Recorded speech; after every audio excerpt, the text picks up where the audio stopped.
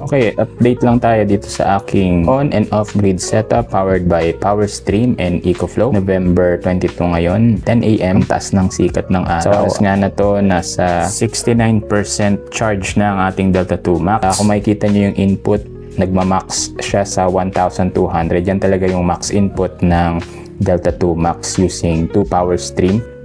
Tinitake advantage na namin yung ganitong oras kami naglalaba, nagluluto, at yung washing machine at induction ay nakakabit dito sa aking Delta 2 Max na nag-act as off-grid.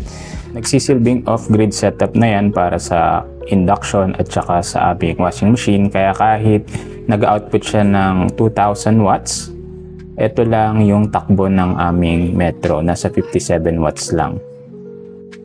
Bukod pa dyan yung mga router namin na umaandar din, pati yung aircon sa taas.